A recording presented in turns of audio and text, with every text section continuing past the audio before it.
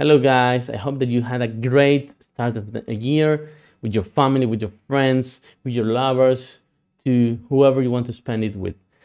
And now I finally bring a new tutorial. This one took a really long time. It was so complex to do because we have Vellum emitters, sources for the pyros, even a wedging tool. Everything is going to be, of course, as always in the Patreon. You can access it always. But yeah, this tutorial took so long to do, but it is, I believe, one of the best. It will be a little bit complex, but you can probably follow it. So stay tuned and watch the full tutorial. On top of that, remember guys, we are going to be launching, if this video is launched before, something very cool that we have been working with Double Jump Academy. So also stay tuned for that. Hello guys, I hope that you had a great start of the year with your family, with your friends, with your lovers, to whoever you want to spend it with. And now I finally bring a new tutorial. This one took a really long time. It was so complex to do because we have Vellum emitters, sources for the pyros, even a wedging tool. Everything is going to be, of course, as always in the Patreon. You can access it always. But yeah, this tutorial took so long to do, but it is, I believe, one of the best. It will be a little bit complex, but you can probably follow it. So stay tuned and watch the full tutorial. On top of that, remember guys, we are going to be launching, if this video is launched before, something very cool that we have been working with Double Jump Academy. So also stay tuned for that.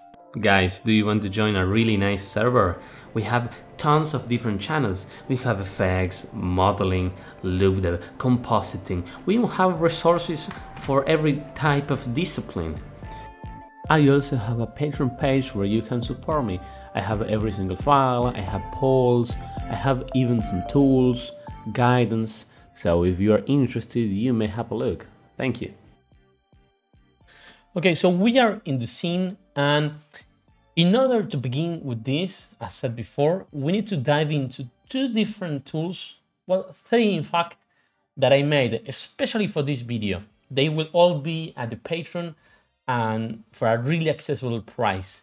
But I will also explain how is it done. There are some things like, for example, Python, which are not going to be covered here because it's not the aim of the video. But these are two things. Firstly, the wedging tool.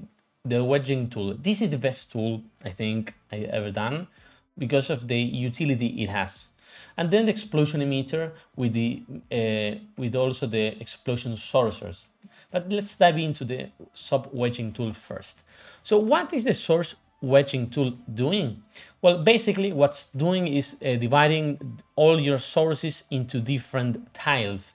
As you can see, if we click here, we are having all different ways of looking at this grid, which has a scatter and a cluster attribute.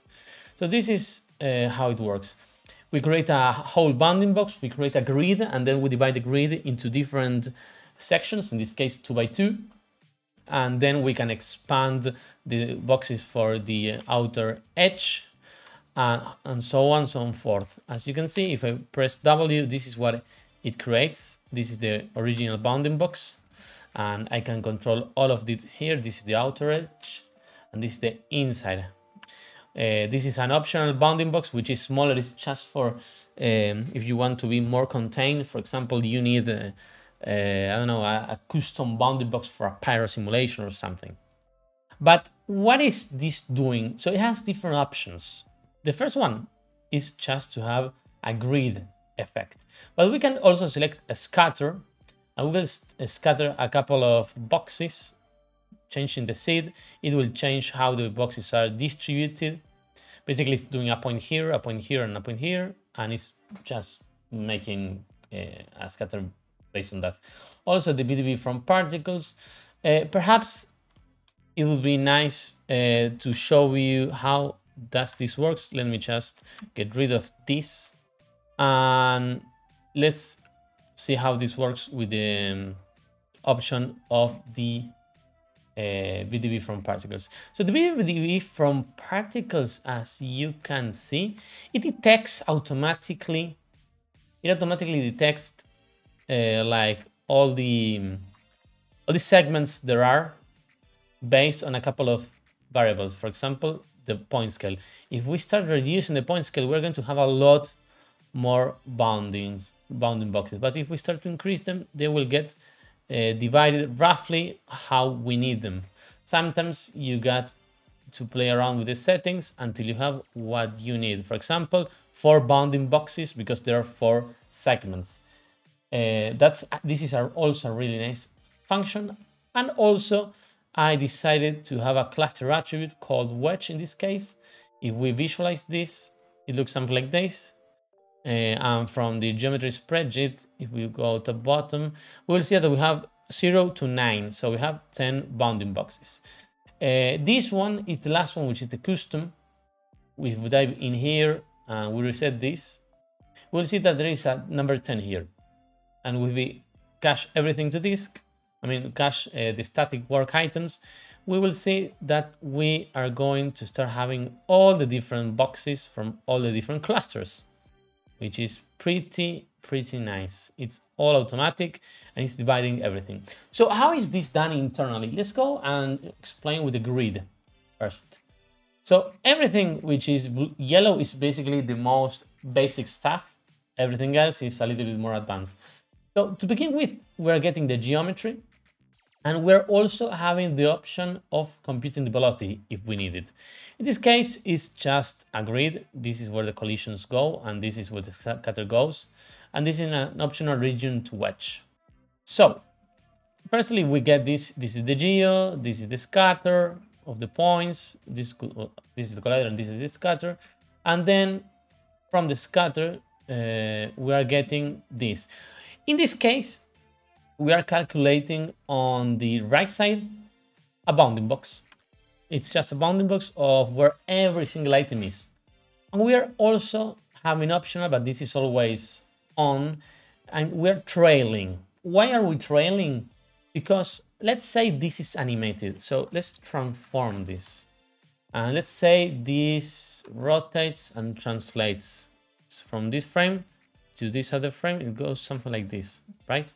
Or let's say maybe this. This is what happens. This will calculate the translation in time, which is extremely important.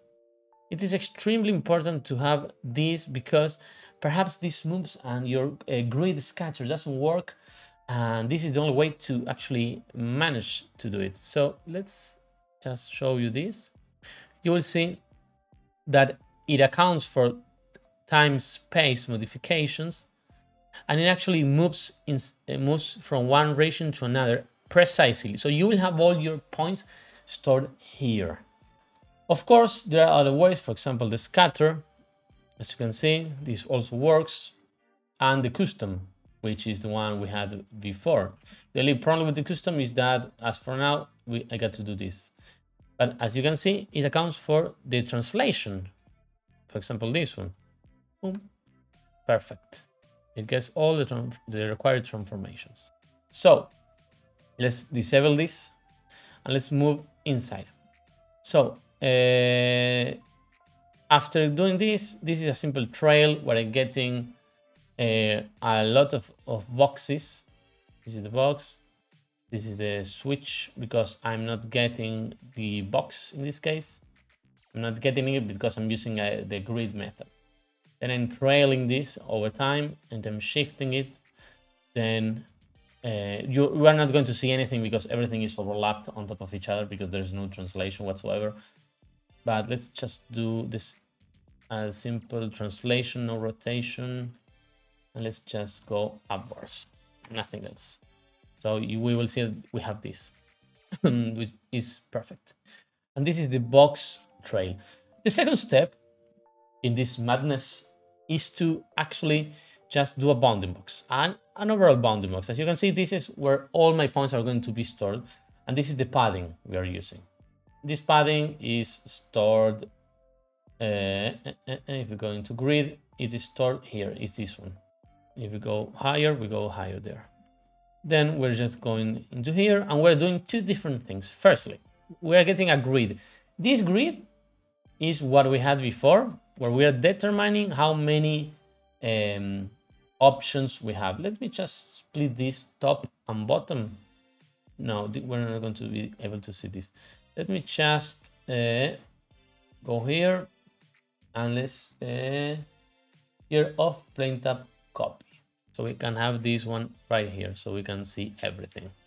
So as you can see, this option right here of the rows is going to be changing how this looks. It's just a relative reference. Right click here, copy parameter, right click here, paste relative reference and +1. And we're going to be match sizing this to our bounding box. Then we're going to do a facet. So we are going to be separating each of the polygons individually. And a connectivity on points set to wedge. This is the name which is going to be here. If I set wedges, it's going to be changing. Everywhere where it's wedge is going to be dynamically changed for this in case you want another thing. So you will see that wedge goes from 0 to 3, so 4 different squares. Then we're going to be polyextruding this based on a number. In this case, I decided to be 17 because we are getting this number from this wrangle. In this case, we are getting the height based on this bounding box, which is just a get bbox size 0.y of this box. Then what we are doing is to just in here do a new spare input, drag this node right here, and then calling it by detail -1 bbox y 0. So that's what's going to be creating the height, the base height. Then we have a couple of things. In this case, we're not using anything of this. We're going straight to adding a new connectivity, which is going to be called wedge 2. And this is going to be based on the points again. So we're going to be retrieving the wedge number again. We're going to go down below. And this is like the brain of the simulation, basically, of the clustering. We're going to be doing a for each based on the wedge. So we're going to be wedging 4 times. We're going to be looping 4 times. And as you can see, we are getting these points. We're going to do a bound to begin with. This is going to be the outside and this is going to be the inside. So this is the outside. If we go, well, if we go, I think I messed it up here. If we go inside, you will see that these are basically these ones. This is the inside. Now this is the outside. And the other one is the inside, which is this one, which is the inside. In this case, they are going to just be merged one on top of each other. And they look something like this, like a little box inside another one. Then we are also getting this metadata. The metadata is done by creating a metadata input. And what this does is that inside details, we're going to be storing these values. So we're going to be knowing on what iteration we are and how many iterations there are in total, which is very important. So we have this, we have all the boxes created perfectly there where they should be going, as you can see. The padding basically is being controlled by this polyextrude and also, yeah, controlled by this polyextrude. So if you go into the switch, then we are going into this blast. This blast, as you can see, is basically the wedge and a number. I'm calling the name, cluster name, which is just right click, copy, paste relative, and also the cluster name. The cluster, sorry, this is the cluster name is equals to the cluster name. One is with this behind and the other one is without it. So one is going to remain the name and the one is going to just get the number. So let's click somewhere. Let's do it all, great, and let's click this one. So you will see I'm going to delete everything but the first one. So this is the first input. the first output, which is the bounding box. And we're doing a couple of things. For example, getting these points. What is going on with these points? Well, a couple of things. Firstly, I'm going to be extracting the inside from the outside. This is the full box. This is only the inside. But we can decide whether to, in this option, in the outputs, to get the to blast the outside or not in the collider. But also, we can decide to do it on the points, so we can blast the outside. As you can see, everything that's not on the red box is going to be deleted. Then once we are here, once we decide, like here, see, once we decide which box we are going to be using, this is basically just right click, copy and paste here. Once we decide what we're going to be using, we're going to group the points. We're grouping. And we're blasting everything that's not in the group blast. We can decide to merge or not. As you can see, we can get the geometry if we want, or we can use the geometry instead of the scatter. It's the same thing, but the same process is going on here, but instead of a group and blast, we're just boolean and copy the wedge number. And here we're copying the wedge number again, because we want the wedge to be exactly the same as the box in question.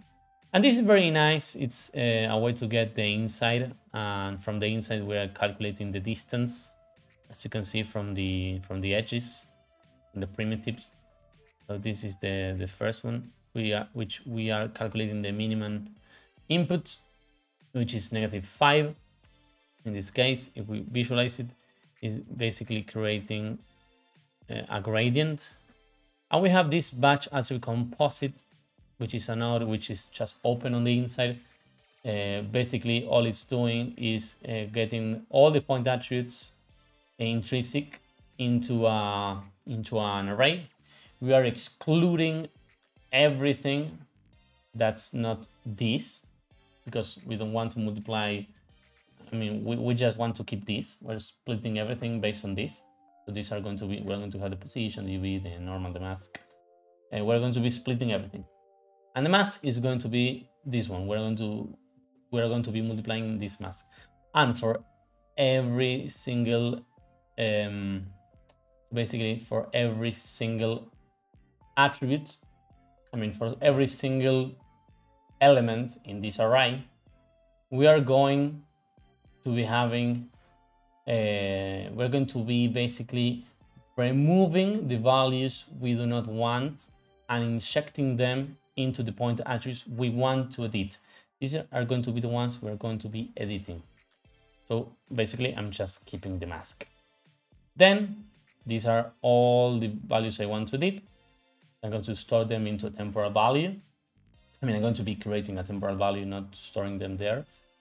And for each element, which is going to be called string on the on this array, we're going to be saying, hey, the temporal value, which is nothing, is going to be equal to this attribute and this point number. And we're going to be multiplying this by the mask, and we're going to be setting the attribute based on the point number, based on the temporal number, and we're going to be setting. So if we had a value of, a mask based on 1, we extract it on a temporal array. We are going to be reading the values on that array. We are going to be iterating over them, and we're going to be multiplying them, and then we're going to be grabbing the first value, matching the names, and injecting it back again. You are almost never going to be using this option. It's just optional that it's here. Remember, everything is on the node, so you can read further there. We are deleting these two guys, which are just temporal values we used.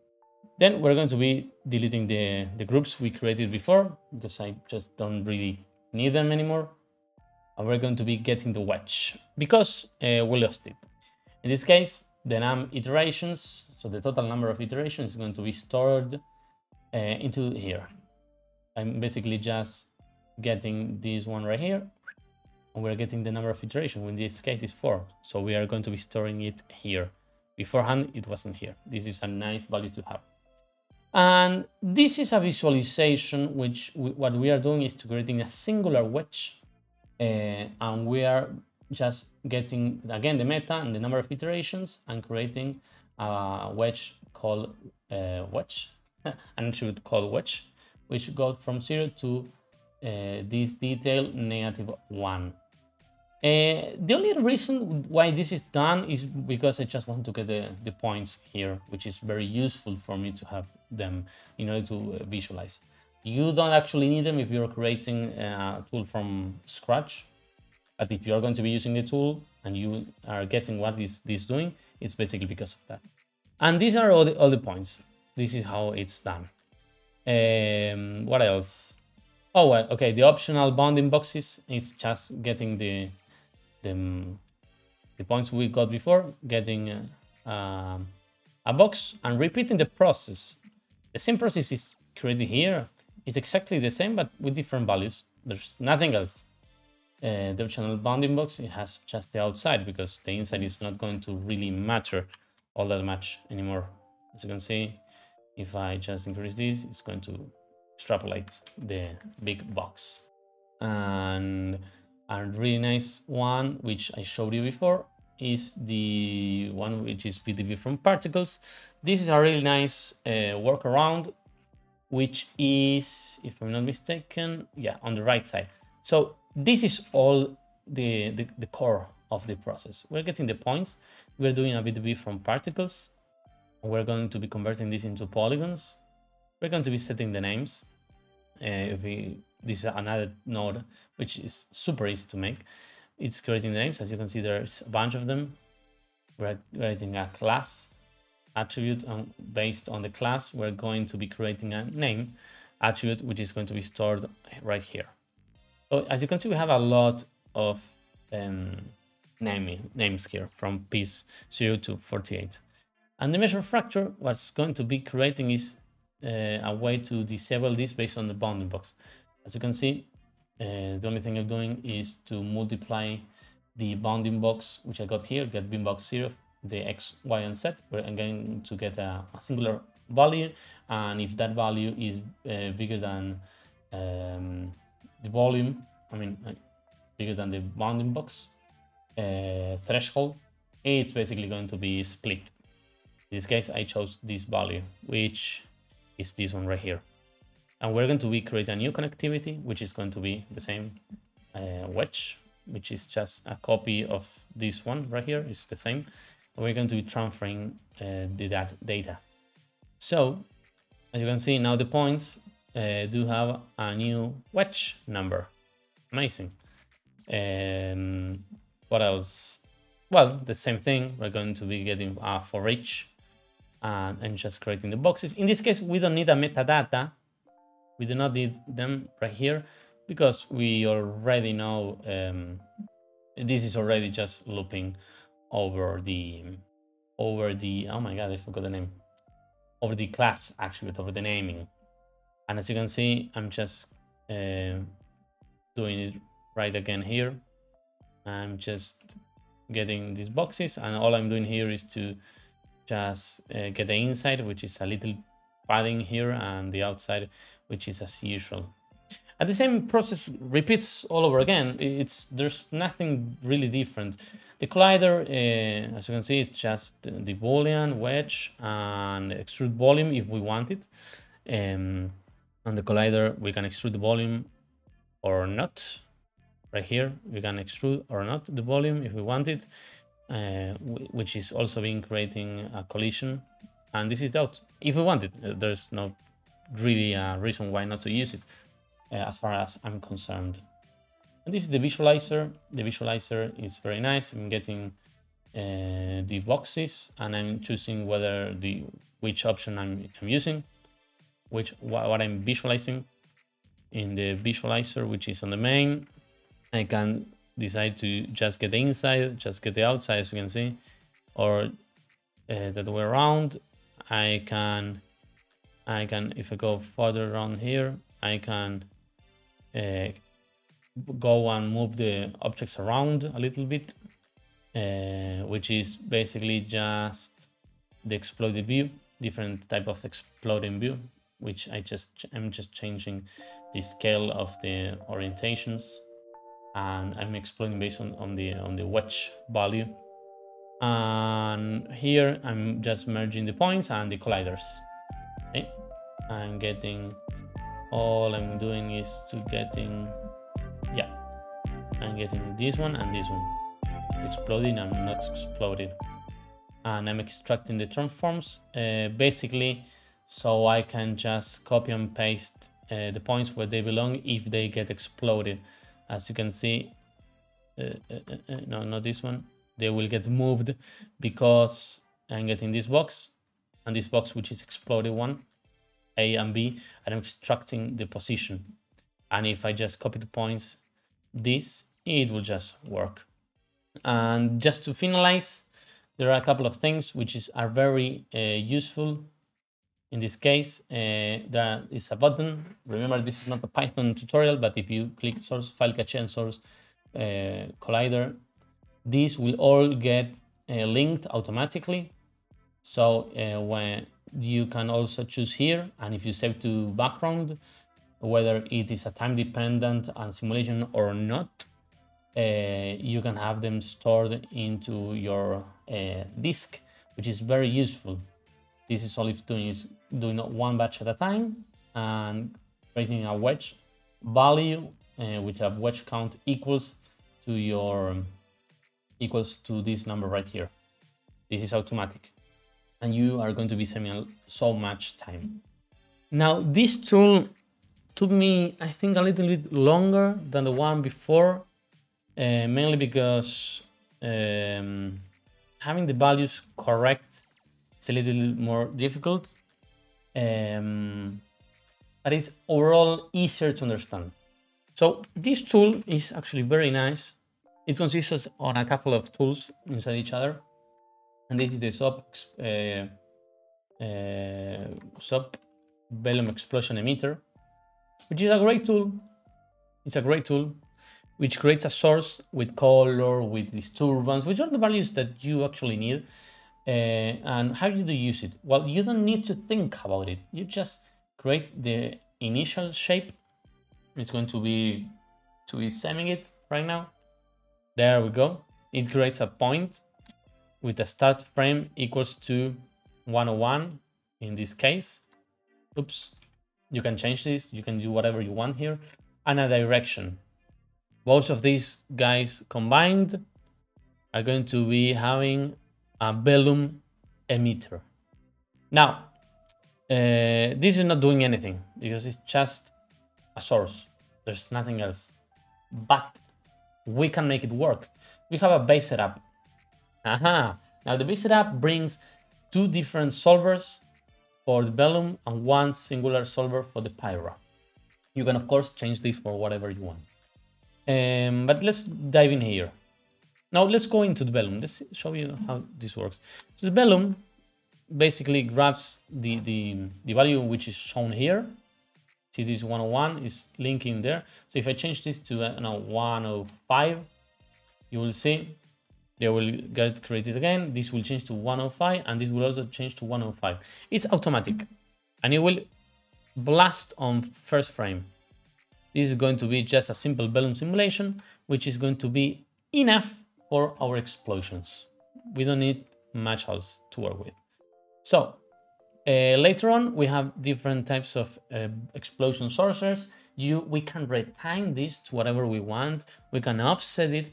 We have all the attributes needed for a quite cool explosion. So let me show you. You will see they are disappeared because I can also time how long they take.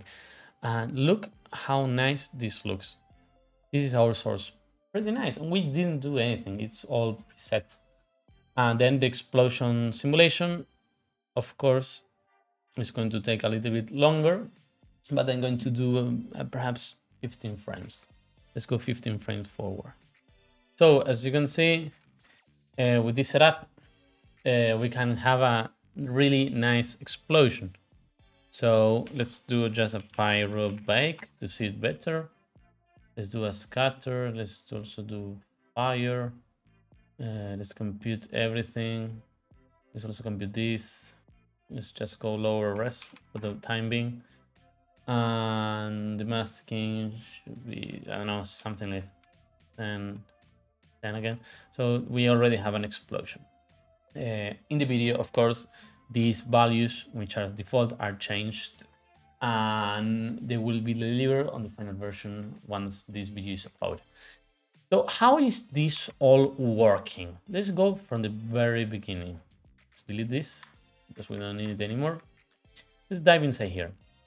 So the first thing is to get a sphere and copy to the points, to the actual points that I want, which is the input. Just do a normal here, because I discovered that if you copy and paste objects really far away, the normals get a little bit strange. We can decide whether to blast it out with a collider, which could just be a grid, like a really big grid, or something like this. We can do this. As you can see, it's getting booleaned, or not. We can decide not to boolean it. Anyways, I'm copying.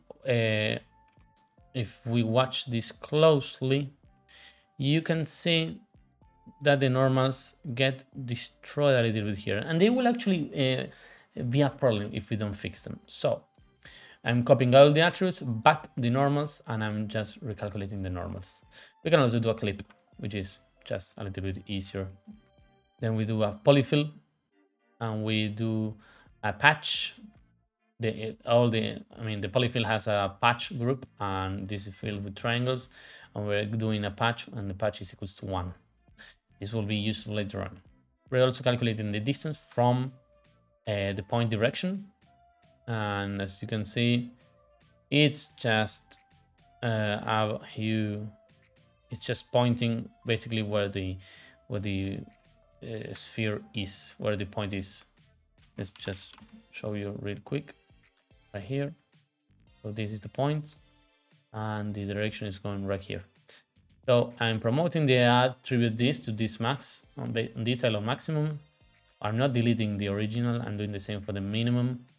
And what I'm doing here is to recalculate the direction magnitude. So let's see how this will look. There we go. So it doesn't matter where this point is. Everything is going to be normalized from the close up to the far part. I'm getting the detail values, and I'm just doing a ramp, which is doing something like that. And this is going to be the direction magnitude, which is going to be from distance 0 to distance max 1 to 0.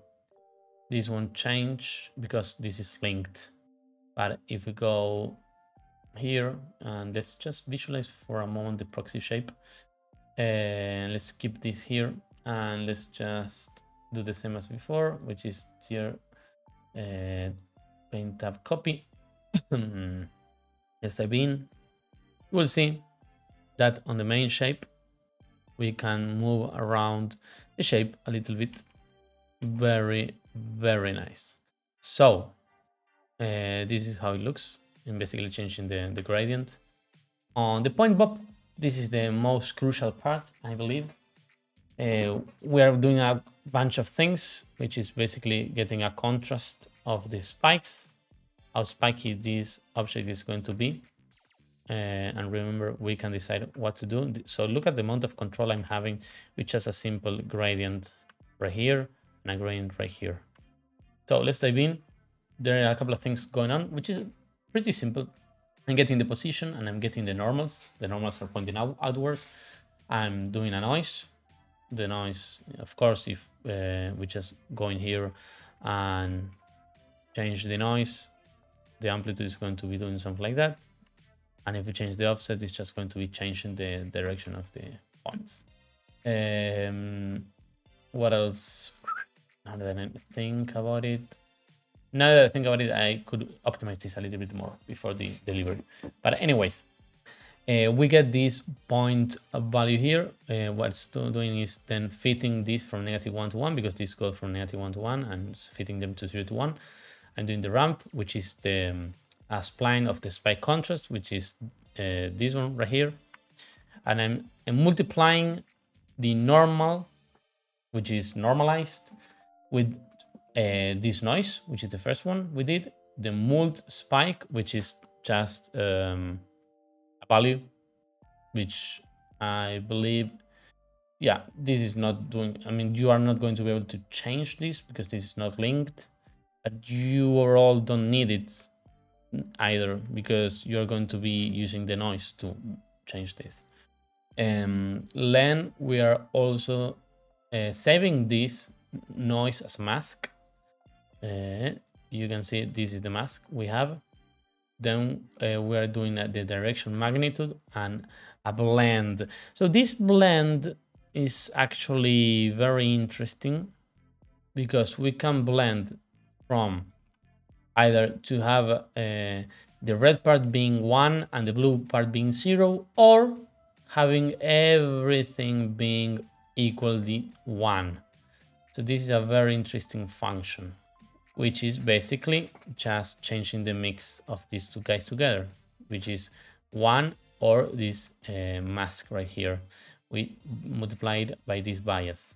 So this is the direction magnitude post. So let's show you how this looks. If we play around with this, this is how it looks, as you can see. Way easier to understand right now. Now, and finally, a single one, which is the patch. Basically, I don't want anything to do with this patch. So I'm getting the first input, 1 minus the patch, which the patch is 1. So 1 minus 1, it's just going to be equals to everything that's on the outside edge is going to be multiplied, and everything that's on the inside is not going to be multiplied. It's going to be multiplied by 0. And then we're just adding this noise to the position and adding to the position. And then also this mask is going to be used for the colors, which are going to be here. As you can see, I can play around with these values, which are going to be saved later on, I think here. So you can pretty much change the colors with this option. So what else? Well, after this point deformation, we are getting a trail velocity, which is going to be equals to the normals multiplied by a value. This is a constant, you don't need to think about it, it's 120, multiplied by a value which we're going to be using right here. This is the core and this is the trails. We're going to be multiplying everything by this value 1, and we're going to also be multiplying by the mask contrast. So everything that's on the inside is going to be multiplied by a lesser value than everything that's on the outside right here. Another thing to keep in mind is that the direction magnitude post is going to be affecting. So basically the red is going to be multiplied a lot more than the blue. So everything that's spike is going to be having more power. And this is exactly the same, but for the velocity, trails and velocity. And there we're going to be polyfilling this with triangles. I don't know why I did this, but I guess it works, or it used to work, but then I changed it. I changed it here. We're going to do a grain source. This is very useful to create the grains in the Vellum simulation. All I'm doing is having the point separation set to 0.2, the shifted size to 1, and the relaxed iteration to 200. So it's basically these options. These are the, I'm copying all the attributes minus the normals. So we're going to be getting the masks from this side. And then on top of this, I'm going to be doing an attribute noise of the traction weight, the density, the temperature, the burn, the divergence, and a noise that is going to go to the color. Well, this noise is going to be changed. So this function, which I explained before, is actually useless because we're going to be separating the color into a new noise. And then we're also creating the alpha, which is very useful for our color information when we're using Pyro. And we're going to be transferring the velocity and the velocity trail on every single point. And this is the part where we're going to be dividing the source into two, into the trails and into the core. With a third, we are going to be resorting all the points. Let's just show you the real geometry. And we're going to be deleting everything that's less than every single point, which points number is less than 800. So we're going to be having 799 points, right? So we're going to be removing everything that's not in this threshold. And based on this, we're going to be transferring the velocity, or we're going to be multiplying the trail velocity with multiplier, which is 1.3. And again, we're going to be also doing a random multiplication ramp based on the point number. So some points are going to be faster and some others are going to be slower. And the velocity is going to be equal to the velocity trail. We're going to be adding a little bit of noise, some curl noise, nothing else. We're going to be grouping this into trails. And this is the main group. There's nothing else. The main ID, I'm just adding an ID. And this is very clever because if you want to do everything in a single simulation, this is not really necessary here, but I'm going to be saving the integer of the points is going to be equal to the points, number of points of the first one, and the ID is going to be equal to the point number plus the points here. So this is going to be from, I don't know, 10 points, and this is going to begin from 11 points onwards. Then we're going to be having the color. If you want to visualize stuff, let's say I want, so I can display the, I can visualize the burn or the traction weight or the direction magnitude or the pulse. I can basically use all these values to show different things. So this is very useful. Then I'm recovering this detail, the start frames, which we lost it all the way up here. I'm just recovering them with detail 1, start frame 0. I'm getting the point and just pasting them here. And then this is where I'm doing all my constraints. So I'm getting the constraints, I'm just saving the Vellum grains, and here's what I'm being, and basically I'm just creating something if I want to have the glue. Everything has glue right now, but I could probably dive in here and change some thresholds to delete some glues, but I just did a break threshold of 133, and with the force they're going to be deleted on their own. I'm going to also be promoting this detail to point on the start frame because I need it later on, and the same one here. These two guys are exactly the same, and then I'm packing everything here. And one is going to be the grains, and one is going to be not the grains. So this is the sorcerer. So moving forwards, we are getting the unpack core here, which is just a Vellum unpack, and the Vellum simulation. So the Vellum simulation is just a simple Vellum simulation. I'm just using 6 substeps. I'm going to forces. This is a little bit of drag. This is the friction of like, I'm just adding a little bit more friction. And I'm adding grain collision set to 0.05 and 0.05. Nothing else. And inside here, I'm just having a wind, which the amplitude is going to be changing from the length of the velocity, which is going to be going from 1 to 3 to 3 to 1. And the same here. Right here, the force, and this is like wind, let's say, and this is the same for the amplitude. This is optional, but I just like to have it, and that's basically the simulation of the core solver. So let's move into the source section. This is a little bit more complicated, but it's also very simple. I'm getting the grains, I'm time shifting this on the first frame, and I'm getting the timing. This is where it starts to be a little bit more complex, but what I'm doing here is saying, hey, you begin being enabled. So this is just a way to control a parameter on top, which is, well, this is not here, because of course this is enabled because it has a value. But I'm basically getting the frames if it doesn't have a start frame. I'm just creating it. It's going to be 101. Since it has one, it's just not being used. And enable is going to be set to 1. So we're going to be enabling the option of changing this manually. The end frame is going to be equal to the start frame plus the duration. We're going to be having a duration frame. There are going to be the extra life frames because we're going to be, we can increase it even further.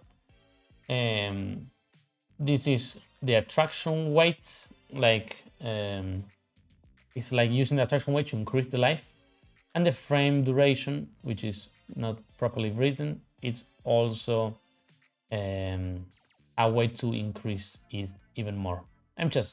These are different numbers which increase the overall duration of the explosion. The exit frame is going to be equal to the start frame plus all of this together. So we have the initial frame and the last frame. This is a way to see it. You can just forget about it. And if the frame is it's bigger than the exit frame, then we are going to be exiting the scene. This is very useful because we actually don't need to simulate more than we need. This is a way to optimize everything. So, all the violet cables are just referring to that. So here I'm recovering the end frame, the start frame, and here I'm also doing the same but to the points, the detail and points. And what I'm doing here is to just do a better time. Now the better time is also referring to different timing here. So it's like this is the core part of the process. Everything else is much simpler. But basically what I'm doing is to having the start and the end, which is the start frame and the end frame, which we did here, and getting the max speed. The max speed is going to be equals to 5 in this case, because I think I like the number. Basically, instead of doing everything linear, which is poof, it's going to be poof. I don't know how to explain it better than that, but basically I'm just doing a fast relaxation at the beginning. So it's going to be equals to the ramp of the frame that goes from start to end, from 0 to 1, and this is going to be equals to 1, which is the normal speed, to 5, which is the maximum speed. Basically, at the beginning, it's going to be 5 times faster, and when this goes into the end frame, it's going to be equals to the normal speed. That's it. There's nothing else. And we're going to be using this to actually calculate this value here. And this better time, I already have a video, so you can Google it, or I'm going to leave the link. I'm going to put it right here. This is how it looks on the thumbnail, and it should be fairly easy to follow if you need it. This node is going to be open on the tool, so you don't need to worry about it. Basically, I'm going to describe what's going on. Is I'm accumulating the time over time. So instead of just moving the timeline, I'm just accumulating the timeline. Then I'm deleting this because I don't really like having the spheres options turned on. I'm blending this on shift range from frame 1 to post extend, so I can do interpolations. Everything that's, if the frame is less than this, is going to be deleted. And this part, this is if I want to have a little bit of movement into the trailings, which I'm just not using it, to be honest. Oh yes, I'm using it. So if the frame is less than the frame start, this is going to be equals to that. Let's go into frame 106. As you can see, there are more frames being calculated because of this method, and it's going to be changing this. So let's say this frame starts on 10:01. Well, we're going to be using this, which is the first frame. Then we're going to be grabbing this object merge and do a spark trails. This is a very, very cool node which has great trails. You don't need to think about it so much. In this case, 3 steps with 1 frame of duration, and this is the length. And nothing else. There's nothing else. I'm just deleting everything that I don't need and just keeping all the values which I'm going to be using. Alpha, temperature burn, whatever. And these are very useful because I can also have clusters. In this case, I'm calculating the p-scale if I were to need it. You can calculate the p-scale based on the curve of the multiplier. So basically what I am doing is that I could be having like this tear shape on the tip. This is too big, so this is like the shape it would be doing. A randomizer based on the ID, so not all these lines would be the same. This is very useful for the trails. not for this main source. But the cool thing about this is that you can use this tool for whatever you want. Then I'm going to be resampling this so we can have 1 points. And this is exactly the same. But instead of being 1, this is going to be multiplied by the curve view. This is how big they're going to be, and this is how big they're going to be based on the randomization. We can decide whether to use a replicate or not. As you can see, this is the teardrop I was talking about. I didn't use it here. On P-scale, I'm just transferring the P-scale to the IDs. I'm recovering the start frame and the end frame. And then I can decide if I just use the points as they are or if I use this post-process method. All the fields are going to be here. I'm getting the start, I'm getting the end, I'm getting the speed, I'm getting the offset. I mean, the offset is, I'm not getting it, I'm just saving it here, which I'm not using it right now. The speed U is basically a clamped version of the speed. The speed is going to be fit from start to end plus some frames from 0 to 1, and these are going to be from 0 to 1. Basically, I don't want to have more velocity at the end than the start. Since at the beginning it's very fast, I would assume that the divergence and the velocity is also very fast. So I'm just multiplying it here by the velocity. You could also do the same, but with the temperature, I decided not to, because it's harder to control. The diversions, I do know I want more expansion at the beginning. This is the density, the temperature, the burn, everything is the same. Is equal to the decay, which is basically what frame are we? Well, then add 1 negative the attraction weight. This is where I talked to you about before, that the attraction weight is going to be influencing the duration. So where we don't have attraction weight, it's going to be basically nothing different, but where we have attraction weight, is going to be we multiply by a value, which is going to be this value. Then it's going to be from start to end plus the extra frames from 0 to 1. So this is the decay. And once we have these fields, we can do 2 different things. We can have the main, which is what's going to be simulated, at the pump, which is what's going to be deformed. The other, in the left side, basically, I'm just having this time shift. I don't know why, but I do have it. Then I'm deleting before the start. So if the start frame is less than the frame we're actually at, or I mean, if it's bigger, I'm just deleting them. So if we were to be on frame 10 or I know 5 frames before, it's going to be deleted. In this case, we're just multiplying all of what we had with these settings. You know, I'm adding some velocity curve noise or conical if you want, whatever. And then I'm rasterizing everything. So in the rasterization, I'm getting all the values. This is what we are going to be visualizing. These are the settings, which are pretty much default, except for the velocity blur, which is the shutter offset set to -1. But we could disable this. I like it to have it turned on, and the coverage set to 1 and density. Then with the natural angle, what I'm doing is removing the primitive if the active box count is equal to 0. So if there's nothing, well, don't even create the field to begin with. This is a very nice way to save space. I'm also adding a little volume bob, which is I'm adding to the sample density the position of this turbulent noise, so it looks very nice. And then I'm visualizing this with these settings. This is just to, I know, I like it this way. And I could expose or not expose this thing is here. What else? Well, this is the pump. The pump, in a way, is, let's say you have an explosion and you don't like the look of it, right? What would you do? There are 2 things. You can increase the velocity, you can change the temperatures, and you can go into an endless circle. But let's say you like the expansion you have. You just want to deform it a little bit more. Well, this is where a pump goes into action. A pump is basically a way to deform with explicit velocities. So I'm doing the same thing, deleting before. The velocity is going to be set to 0. And I'm going to remove if the threshold is less than a value. So I don't really want that many points. I'm going to be replicating everything. And I'm going to be switching if I want to have more or less expansion. I'm going to be adding velocity to all these points. This is going to be a curl noise, which I'm going to be able to see right now.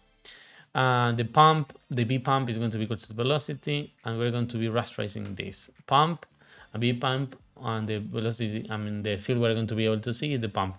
You can see this is very big, it's very rough, but it doesn't really matter because this is what we need.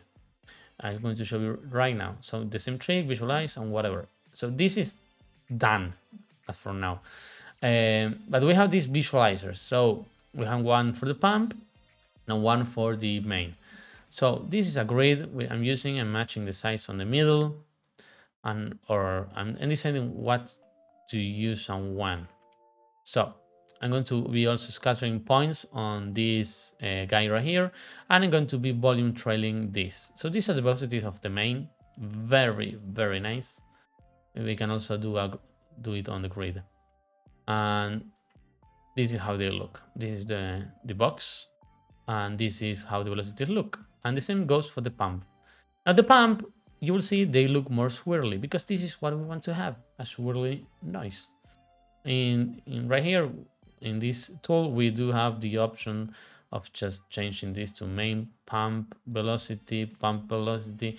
This is the display, so we can see what we are actually doing. We can hide the primitives, expose them if we want, but I just recommend you to work with this hidden, so it's easier to move around. This is same to none. We can expose. Okay, I think this got bugged. That's why we have this right there. Yes, this is just a bug. I'm going to reset the viewport. There we go. And the good trick about this is that the way to use it is just to change between the different solvers the animation. The main section you want to dive in is into the animation.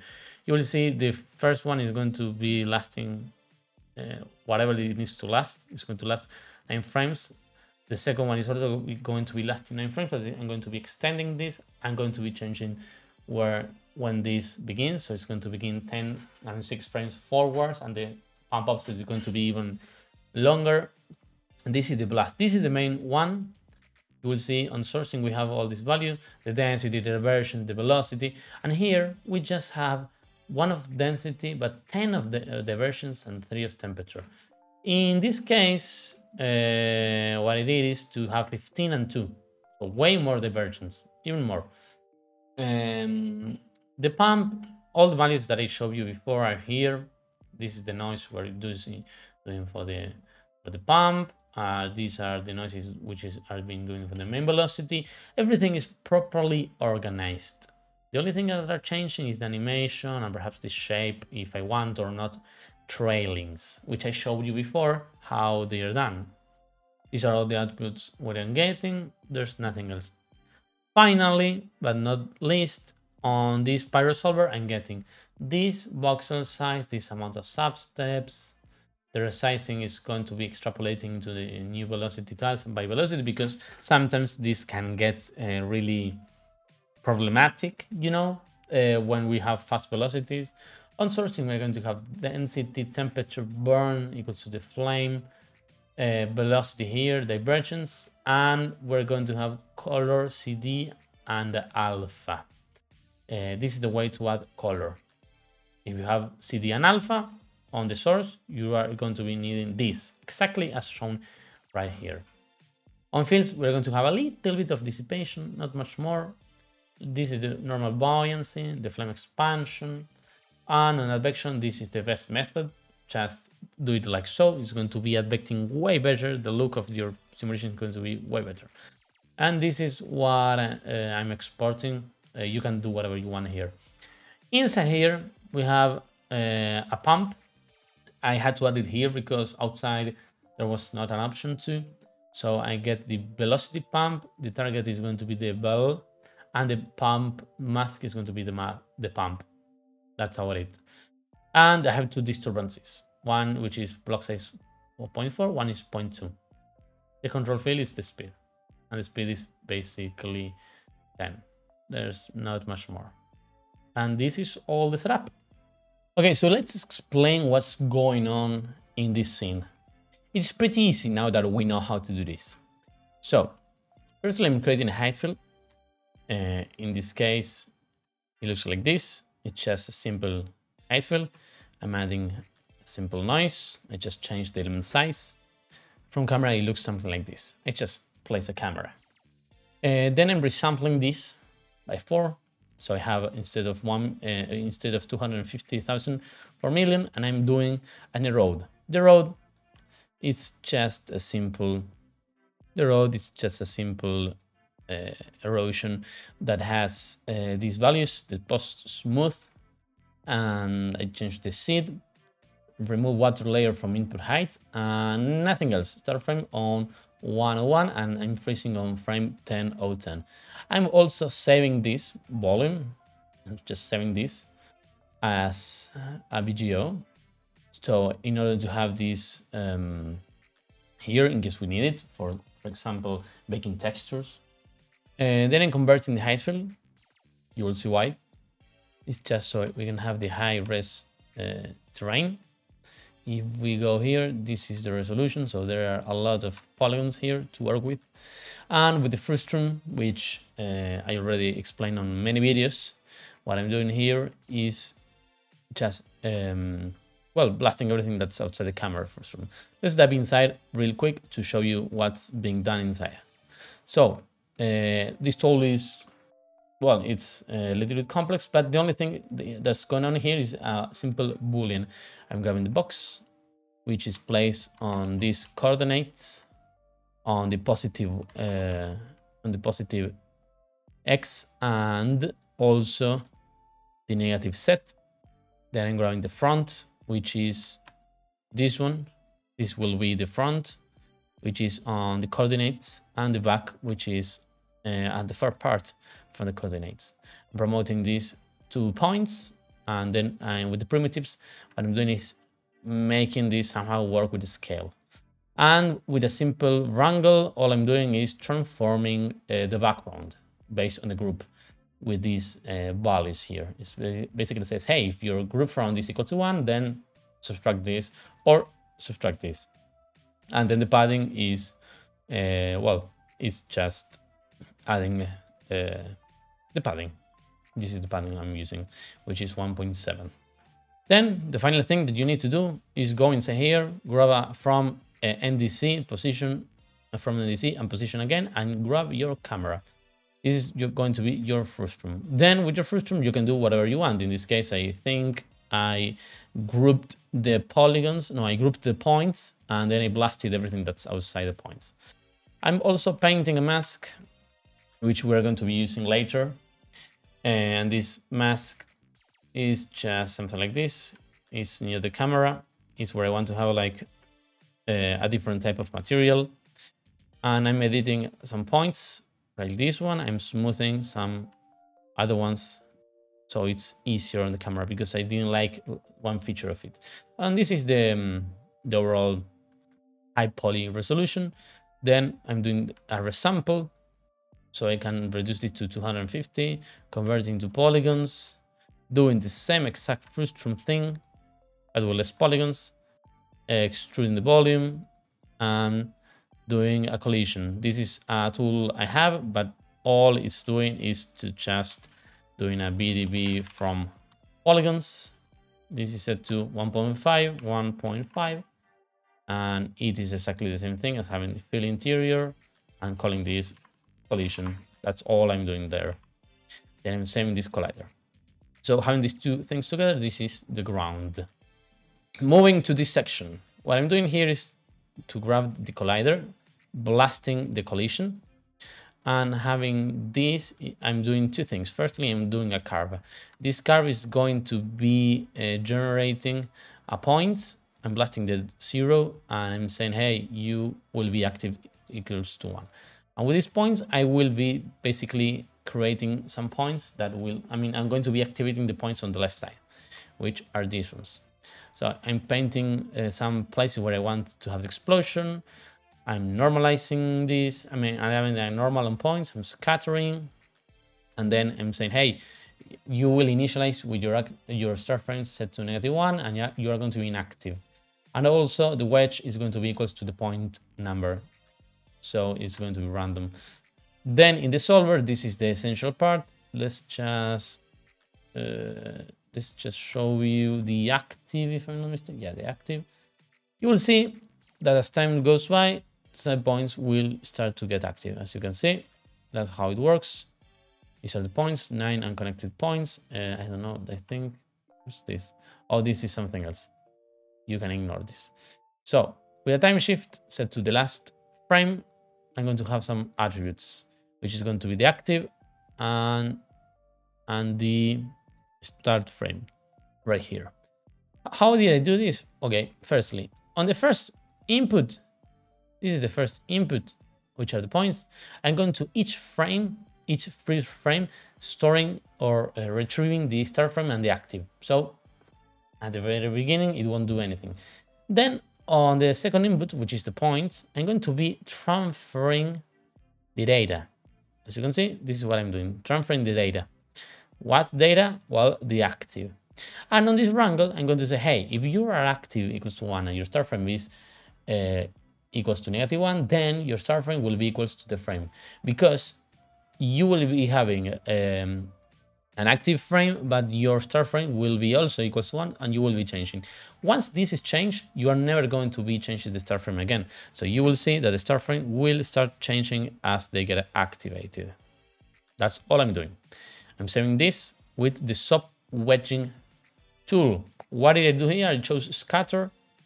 I created with the output the source file cache, and I'm saving this right here, generating the statics, save it to disk, and then loading all the wedges. So I'm saving, I have 3 files, 1, 2, and 3. Here, you can see that this is inactive. What I'm doing here is also blasting based on the wedge. So if the wedge is number 2, I'm just going to be having the wedge number 0, which is this one. Firstly, what you get to do in this case in particular is to just reset this cache, going back, dirty, and generate the points. Now you have everything. Only then you will open this and you will just save to disk whatever you need to do, which are these sources. What's going on here is that these, depending on what we choose, we will have different points. I'm not going to be using the bounding box, but I'm using this in a way to, well, basically to save, to detect one point at a time. I could also be doing the following, which is this is the way it should be done. And this is exactly the same. See? I'm using custom, remember guys. We can forget about this one. So having this in mind, we can just move the points to our likes. And then we're doing a couple of things. What's going on here? Well, this is a way to look at how the explosion will look in frame. The wrangle, I'm doing, hey, the physical will be equal to, I'm fitting the frame from start frame to start frame plus 15, because let's say we want 15 frames. This is just a visualizer. And this is the RAM, how it's going to be looking from 0 to 1. So it grows and it shrinks, just so we can have like an idea of how this looks. Let's turn this on. What's going on with the terrain? There we go. There we go. Okay. So if we have a look at this, these are the points working on the ground. And this is going to be for chops. I'm going to show you later in the video how this works. As for now, we're going to be staying with the explosion. So what's going on here? I'm going to be copying a point where I'm basically copying a point and okay, I remember. I'm copying a point. This is the original point, and you can see this one. Based on the normal of this point, you can see it here. I think it's very small. Let's just increase this visualizer and let's stop this. Okay, so look at this. There was a mistake, but it still works regardless. What should have been done is that I should just have kept the normal, and you will see that based on this normal right here, the point is going to be like going away from the surface, and then with a shitter, I'm just going to be shittering this all over the place. Well, in this case, I just didn't use this, but it still works regardless of where everything is going on. So this will determine the direction of the explosions. Remember, guys, this is how it should be done. Once we have this, we delete everything and just keep the position. And on the left side, I'm promoting the start frame to detail because I want to keep it. Remember, this needs it to be in detail. And I'm deleting everything but the start frame, the cluster, and the wedge because we need all these values. Remember, the cluster was created here. We have 1, 2, and 3. I mean 0, 1, and 2. We're deleting everything, and we also have the collider, which is this one. Now, the explosion emitter will work one at a time only. So it depends on which wedge I'm looking at, how it's going to be affected. So this is the first explosion we have. Remember, we are using the collider, and we're using the Boolean option. We are coloring this to our liking. And on the shape, we didn't do pretty much anything. Perhaps we changed the frequency, but that was about it. And then the usual trails. This is the simulations. And let's see if we can watch and see how they look. Let's generate the static. We are on this one right here. So look at this. This is how it looks. Boom. These are the trails. I can show you like this. These are the trails. And on the left side, this is the actual explosion, the first one. This is how they all look. On the course solver, what I did is to, well, I think I didn't do anything. Perhaps I went inside. Yeah, I turned off this wrangler because I'm not using it. And I changed the values a little bit here with having a little bit of force on the x-axis, x-negative axis. So that's how it's looking. So these are our first simulations. And you can see they are separated because I want to keep the trails on their own, and I also want to keep this on its own. Then I'm going to use three different explosion sources. Remember, this is automatically generated. In this case, I tweaked the settings a little bit to have a best scenario. To begin with, in this case, let's see how it looks. What I did is to have a lot of density. Look, this is a little bit slow. That's why we are using file caches. We were using 6 of density, one of their versions, because I want a little bit of expansion. I want a little bit more velocity than it already has. Remember, we can always visualize the main velocity, and this is how it looks. And we can hide the primitives. And this is how the velocities look. Very, very cool. Oh, there's something going on here, which I think is an empty, probably is an empty volume somewhere, which is still not existing. But I think this is just a visual bug. Anyways, on the main, what we are also doing right here is that the filter particle scale is a little bigger, so I can fill in the gaps. This is how it looks smaller. See, I'm just filling the gaps. I'm having a little bit of motion velocity. The shape, the volume deformation, I have it like this, so it could be stronger, but it would destroy the volume itself. And on trailings, I have this turned on. I didn't do the point replicate, otherwise it would be way more expensive to catch. And on animation, I just didn't touch anything. Everything is kept as usual. I try to keep everything as usual.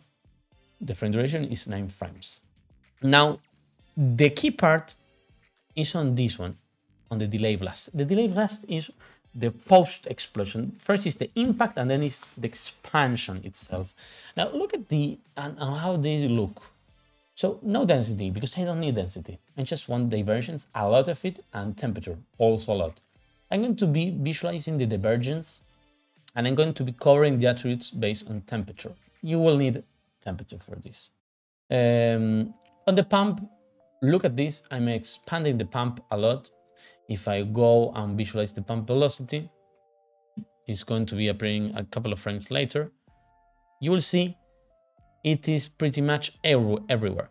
Why did they decide this to be like this? Because the diversion is going to expand the volume so much that I will need to have like a lot of padding for my velocity. This is the coverage attribute, and the animation, I'm just offsetting this 4 frames for the explosion, which is the left side, and 8 frames for the pump, which is the deformation. Remember, guys, this is my explosion, this is my deformation. We are also having less frames, so instead of being 9 frames, I'm reducing this to 3 frames. You could also do it here, but I prefer to do it here. The retiming is exactly the same, 5. There's nothing different from it. And that's about it. There's nothing different. On trails, the only thing I'm doing is having trains on the left side because I don't want to have any type of pump. The global offset is just offset is 3 frames. I'm extending life to 50. You will see in this case I'm reducing the life, and in this case I'm not actually doing anything. But in this case I'm extending life for 50 frames because they will need to last a lot of time. And the traction weight incidence is set to 6. It could be set higher even. And the max speed is to 2 because it didn't look quite good before. On the shape, this is very important. I'm having trailings set to 3, the frame duration set to 3, and the legs to 1. And the point replicate is going to be active because we want to have like more volume, let's say. And the deformation is going to be higher frequency with less amplitude overall. The particle scale is going to be smaller, and voxel size is also going to be smaller. The only one that you don't need that much resolution, it's here, because it's actually just a secondary thing. It's not like the main source, but it's actually the main divergence, but you don't need that much. But look at the difference. It's a lot of difference. You may think, hey, but only 0.1. Well, this is a lot of difference. And in this case, the sourcing is 0.05 because we want the detail. That's all there is. There's pretty much nothing else. I'm going to be merging these 2 sources together. I'm going to be wedging one by one. Remember, this is just copy, paste, and I changed the name here. And then save to disk, and you will see that we have all of them. There we go. So we can go here. This is one, and we probably have another one somewhere over another place. Let's go. I know there should be, I don't know which one is which, but it just works. The same is going to happen for the post. So it is a good thing to just export separately. In this case, the main explosion, the trail is not really necessary to be separated, but the post explosion was like the place where I tweaked the settings the most, so it was important. And this is quite a challenge because in this case, even though I'm only using one specific wedge to look at, in this case the number 6, in the other section I'm actually loading every single expansion of every single bomb. So there could be a moment where you can have overlap between cluster A, which is this one, and well, not necessarily, but there could be overlaps. Yeah, there could be. In the case there would be, I just want to use the volumes that I need. That's why I'm deleting based on an area, just in case, because if you don't take care of this, if you don't take care, you are probably going to be missing a lot of speed when reading this cache. So how did I do this? Firstly, where are my simulations happening? I'm looking for them.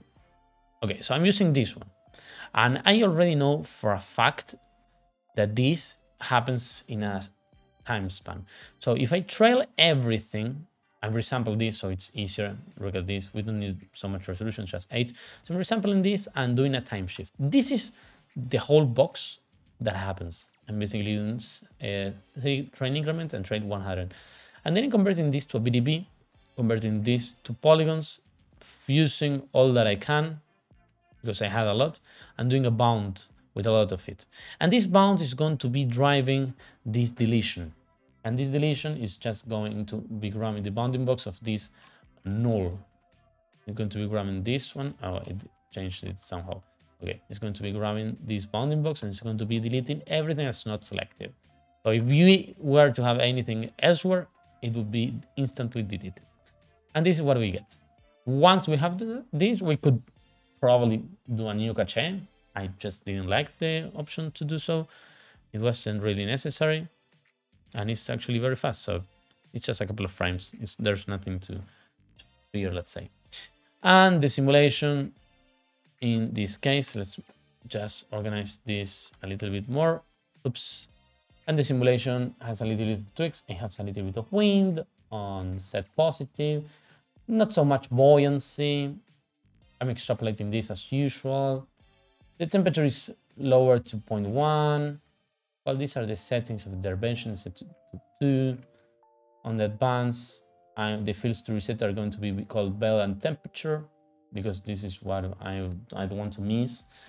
Later on bounds, only this, I'm changing this to 0.97 because this is what I liked, and I'm using these settings to just lower the resolution without losing quality, right? Because I don't want to be saving so much thing in disk. And I was simulating with CD, but I ended up removing the CD because it just didn't look as I wanted, and I decided to use just as a plain color. Inside here, we have the disturbance, which is pretty much the same, I believe. Yeah, it is the same. And that's about it. Then I'm going to just be saving into disk all these caches. These caches, the same thing as before. You save to disk in background and it will just get saved over time. So right now I'm loading all of them at the same time, but I could probably just read one at a time, so it's faster. And this is, for example, one. This is how it looks. I use this parabolic volume. This parabolic volume has an intensity of 25, a quad core of 1, and the mass center to 25 and mass width to 1. This will create like scattering, like big scattering. The smoke, the density is set to 4, and the intensity of the fire is set to 70. I just click on compute range. I didn't touch anything else. And that's it. This is how these simulations were made here. And this will get save density, temperature, flame, velocity, and scatter. Look at this. There is no smoke. I mean, there's no CD. And this is going to be exported to Solaris. Okay, so having this in mind, we need to make something out of the camera. So I have this rough spot of where I place the camera, and I would like to have somewhat of a way to actually move and add shake to the camera procedurally without the need to animate it by hand. So how is this done? Well, we are going to be getting the points, which remember have some attributes which we like, and we're going to do a small expression. So we're also going to get the camera origin. This is the camera origin into this object. The camera origin into this object is just a point in space floating around. This is what the camera should be. And with this Vex expression, what we are going to be doing is getting like the sound, getting the speed of sound. The speed of sound is 340 meters per second. So firstly, we're going to be calculating the distance from the position of these points to the position of this camera. This is going to give this distance. So these are all the distances we have, from 151 meters to 574 meters. What this is going to be meaning for us is that this is going to be happening in roughly half a second of delay, and this one is going to be happening in around 1.5 seconds of delay. So the real frame of the shake is going to be delayed. It's not going to happen when the explosion begins. In fact, it is going to be happening a little bit later on. So we're going to be grabbing the distance and we're going to be dividing it by 340. This is going to be outputting from 0.5 to 1.5 seconds of delay. We're going to be multiplying this by the frames per second. This is going to be giving us a number in frames. We're also going to be adding the start frame. So we're going to have the real start frame. We're going to be adding the numbers that we want to have, and we have an optional multiplication to change if we want to increase or reduce the speed of sound. This is all we need. We're going to be deleting everything but the start frame, distance, and real frame, and deleting all the groups. And this is our Vex. Now, what happened is that here you are not going to see anything, but you can enable constraints and create a new constraint network, and it's going to leave you here. You are going to have a constraint network here. And look at this. This might look scary because nobody really uses, I mean, not nobody, but it is not common for new users to be using chops. So let's see what happens. Let's see what we're doing. Let's go to Motion FX and let's go here. So the first thing I'm doing right now, let's just with the R remove this. What we are doing is to get something. Firstly, we're going to be getting the real frame from this, which is 2 chops, and we are going to be renaming it again to real frames. Nothing else. You will see we have the real frames right here. This is what we did in Vex recently. With a math number, the only thing that we should be doing is to add everything to a single channel. I don't think this is really necessary, but what is used here is to just add it all together. Now, you will see there is a small Vex code. As you can see right here. Yeah, this is unnecessary. You don't need this. And this Vex code, what I must tell you that the V is actually the value that we had before. The E, the I, sorry, not the E, the I is like the frame of, yeah, it's the frame. It's frame 1001, 1002, 1003. And well, again, this is the value. So what's going on here? What I'm doing? As you can see, it's like somewhat of a way to change the origin and the delay action of all these explosions. Basically, where I want the noise to be on, I can increase it. And now I have a bigger threshold.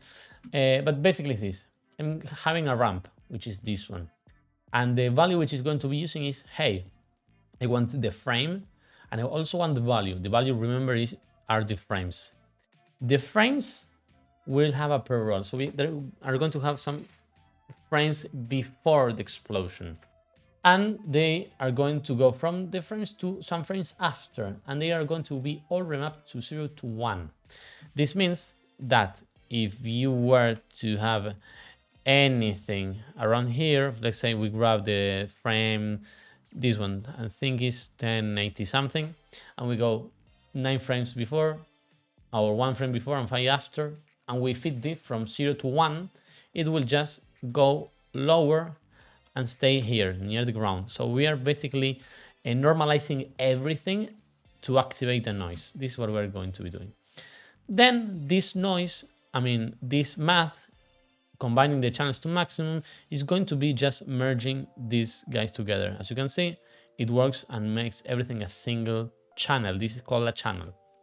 Let's go lower, and you will see I'm using a technique. I don't know if it's the best one, but this is what I decided to create, which we are doing a noise on 3 different axes. The channel is going to be Rx, Ry, Rz.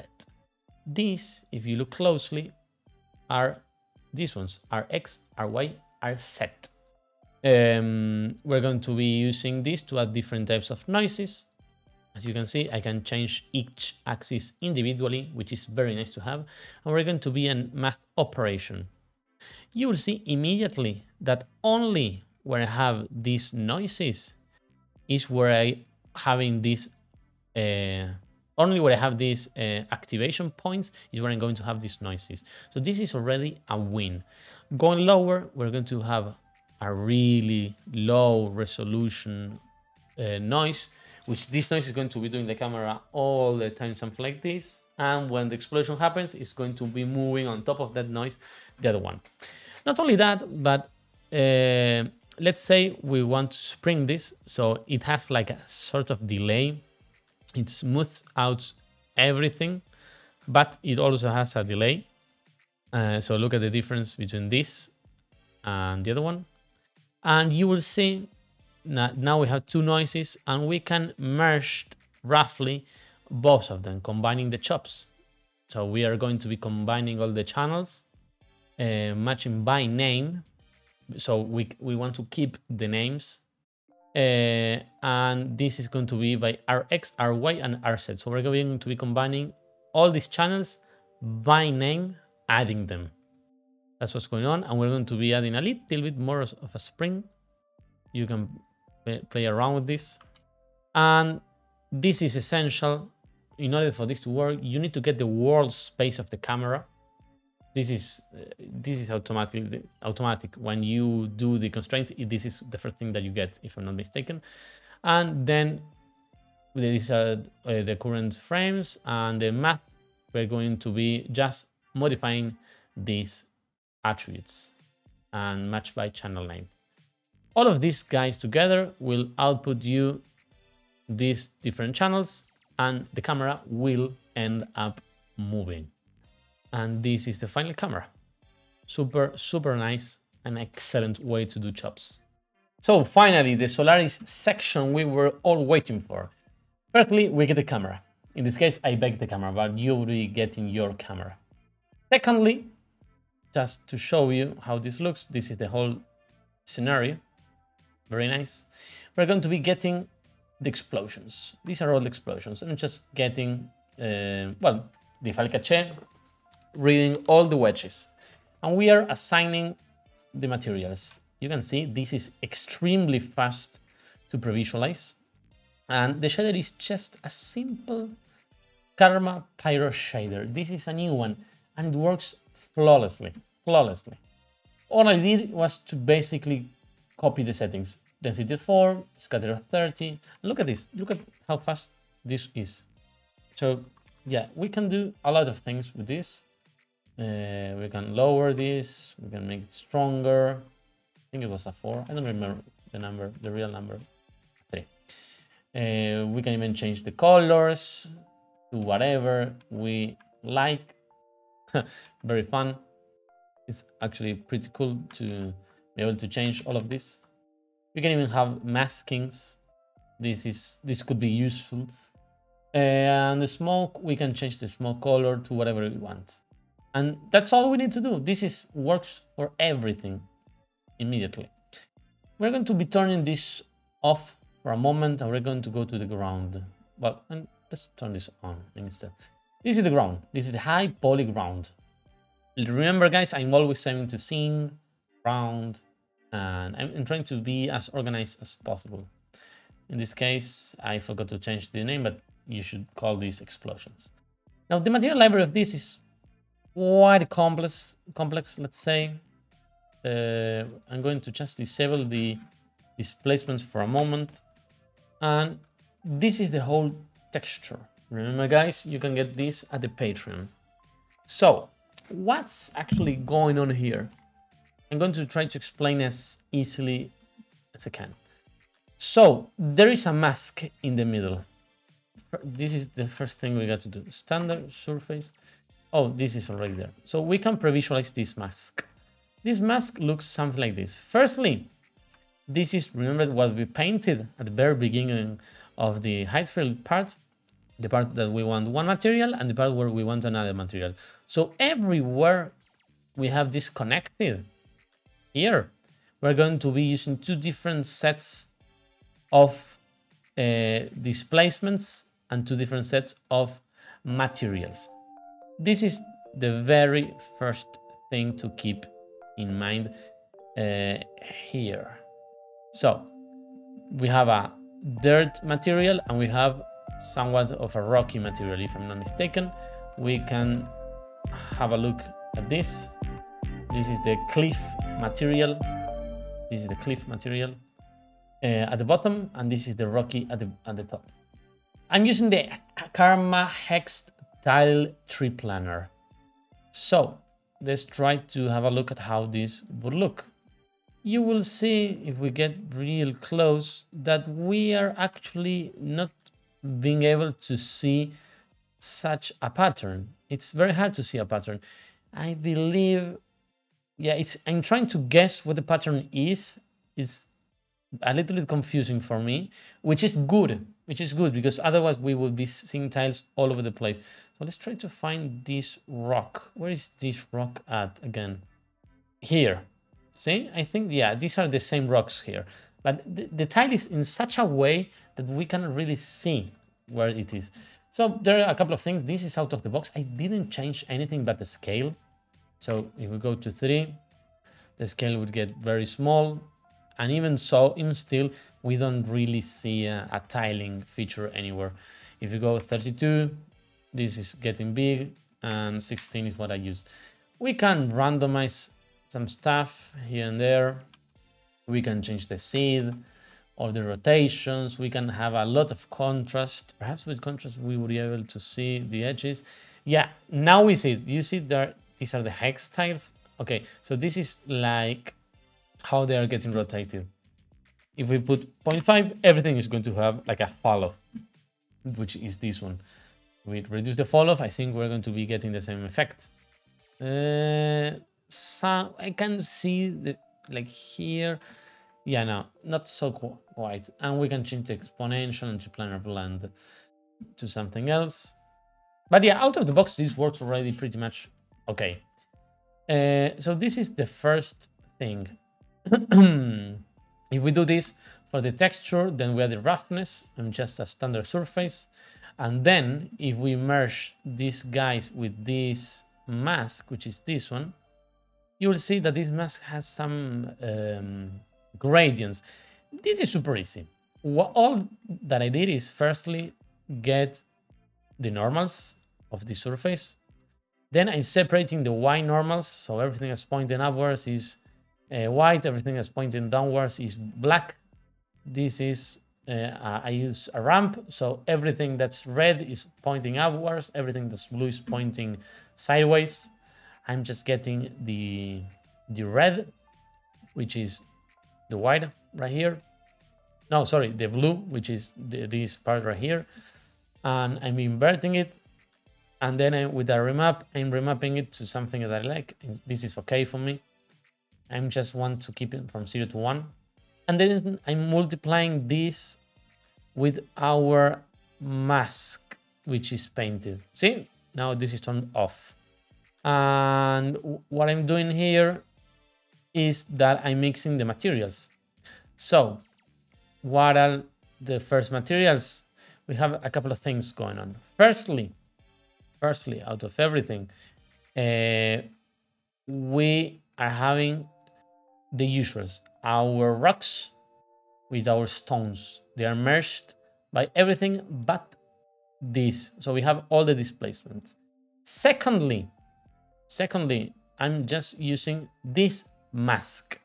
So what I have is one material that has all these components, one that only has all but this, and finally what I'm doing is to merge these two guys with this geometry property value, which is the mask, and I'm inverting it. So the combination of everything that's here with everything that's here and also a simple mask is going to be outputting a material that I can control. I did this because I didn't want to have the big rocks. I didn't want to have any type of big stone here. So I just kept with this standard material right here, which is this one.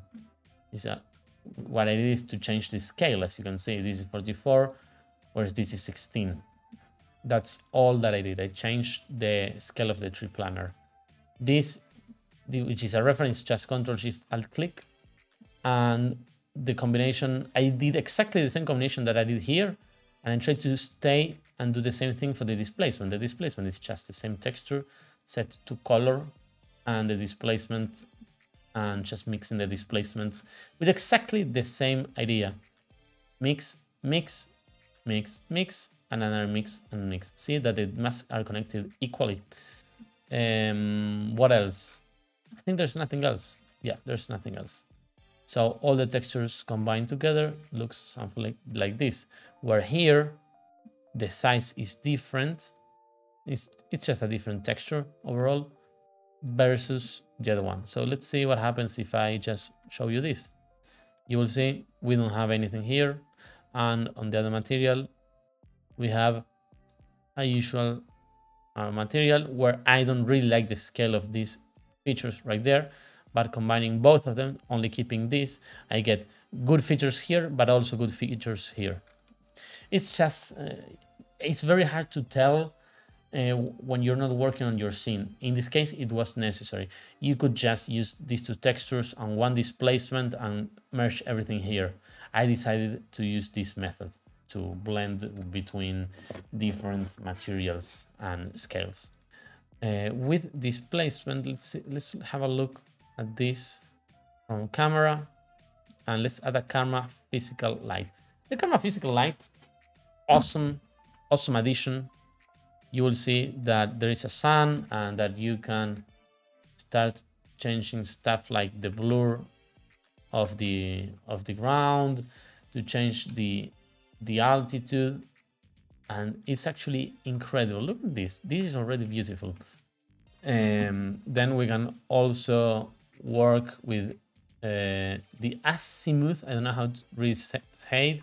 It's basically like the orientation, the exposure, how much exposure we want, how big the sun is for us. We can work a lot of things. And on top of that, just to add a little bit of color variation, I added a dome light with a simple texture and an intensity of 1. To finalize this on the karma geometry settings, I added on limits 4 of volume. This is very important. So this is like a little bit more transparent, and the rays bounce inside of the volume with ease. From camera, it looks something like this. I didn't use motion blur because I added it on compositing. I didn't use motion blur on the camera, so this should be turned off. I didn't use velocity blur at the end. This doesn't really change for me. On advanced, I use path traced. You could also use buckets. And rendering on image output, I outputted direct, indirect, of everything. And I also kept the ray position, depth, and normals. That's how it is. And with the use drop, you can render to this. This is with Prism, and I submitted this to deadline render because I just needed more machines for this to work. And that's how this scene is done. So you will see that this is organized in such a way that it's scene, ground, and of course these smokes could also be getting the same treatment of just adding this, but instead of being ground, it could be something like, I don't know, volume. And now we have in the same scene both things together. But of course, this material just got destroyed, so we got to add it up again. And that's how this scene was done.